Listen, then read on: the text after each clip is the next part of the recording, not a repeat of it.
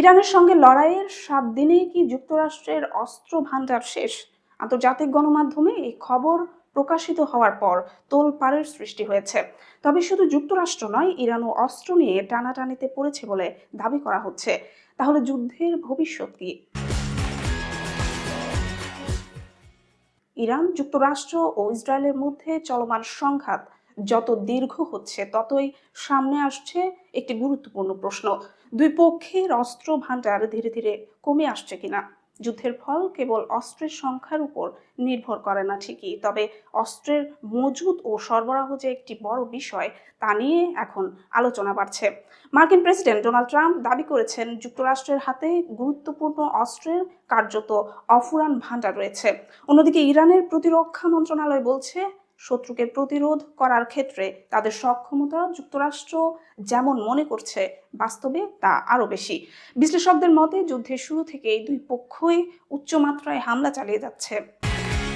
ফলে যে গতিতে অস্ত্র ব্যবহার করা হচ্ছে, সেই একই গতিতে নতুন অস্ত্র তৈরি করা সব সময় সম্ভব হয় না। দীর্ঘ সময় যুদ্ধ চললে এই বিষয়টি বড় চ্যালেঞ্জ হয়ে উঠতে পারে।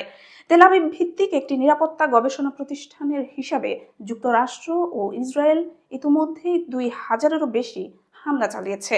এসব হামলার প্রতিটিতে একাধিক বিস্ফোরক ব্যবহার করা হয়েছে। সংস্থাটির তথ্য অনুযায়ী, ইরান এখন পর্যন্ত 571টি ক্ষেপণাস্ত্র নিক্ষেপ করেছে এবং 1391টি চালকবিহীন উড়ন্ত যন্ত্রের মাধ্যমে হামলা চালিয়েছে। তবে এর মধ্যে অনেক হামলাই লক্ষ্যবস্তুতে পৌঁছানোর আগেই প্রতিরোধ করা হয়েছে। পশ্চিমা কর্মকর্তাদের পর্যবেক্ষণ অনুযায়ী, যুদ্ধের শুরুতে ইরান যে গতিতে ক্ষেপণাস্ত্র নিক্ষেপ করেছিল, এখন সেই হার কিছুটা কমে এসেছে। প্রথম দিনে যেখানে শত শত ক্ষেপণাস্ত্র ছোড়া হয়েছিল, বর্তমানে তা কয়েক ডজনের মধ্যেই সীমিত রয়েছে। মার্কিন শীর্ষ সামরিক কমান্ডার জেনারেল ড্যান কেইন জানিয়েছেন, ইরানের দূরপাল্লার ক্ষেপণাস্ত্র নিক্ষেপের হার প্রথম দিনের তুলনায় প্রায় 86% কমে গেছে। যুক্তরাষ্ট্রের কেন্দ্রীয় সামরিক কমান্ডের তথ্য অনুযায়ী, মঙ্গলবার থেকে বুধবারের মধ্যেই এই হার আরও 23% কমেছে। যুদ্ধ শুরুর আগে ইরানের কাছে আনুমানিক 2000-এর বেশি স্বল্প দূরত্বের দূরপাল্লার ক্ষেপণাস্ত্র ছিল বলে ধারণা করা হয়। তবে কোনো দেশই তাদের হাতে ঠিক কত অস্ত্র রয়েছে সেই সংখ্যা প্রকাশ করে না। প্রতিপক্ষকে অন্ধকারে রাখতেই সাধারণত এসব তথ্য গোপন রাখা হয়। জেনারেল ড্যান কেইন আরও বলেন, ইরানের চালকবিহীন ড্রোন ব্যবহারের হারও প্রথম দিনের তুলনায় প্রায় 73% কমেছে। শুরুতে যে মাত্রায় হামলা চালানো হচ্ছিল, তা দীর্ঘ সময় ধরে বজায় রাখা কঠিন হয়ে পড়ছে। অন্যদিকে যুক্তরাষ্ট্রের সামরিক শক্তি এখনও বিশ্বের মধ্যে সবচেয়ে বড় বলে মনে করা হয়। তবে তাদের অস্ত্র ভান্ডারের বড় অংশই অত্যাধুনিক ও ব্যয়বহুল অস্ত্র, যেগুলো সাধারণত সীমিত সংখ্যায় তৈরি করা হয়। মার্কিন প্রেসিডেন্ট ডোনাল্ড ট্রাম্প এই সপ্তাহের শেষ দিকে সামরিক অস্ত্র উৎপাদনকারী প্রতিষ্ঠানগুলোর সঙ্গে বৈঠক ডেকেছেন। এতে অস্ত্র উৎপাদন বাড়ানোর বিষয়টি আলোচনায় আসতে পারে বলে ধারণা করা হচ্ছে। মার্কিন বাহিনী এখন তুলনামূলকভাবে কম মূল্যের নির্ভুল নির্দেশিত বোমা বেশি ব্যবহার করছে। আগে যে দূরপাল্লার ব্যয়বহুল সমুদ্র থেকে নিক্ষেপযোগ্য ক্ষেপণাস্ত্র ব্যবহার করা হচ্ছিল, সেই পর্যায় থেকে এখন কিছুটা সরে আসা হয়েছে।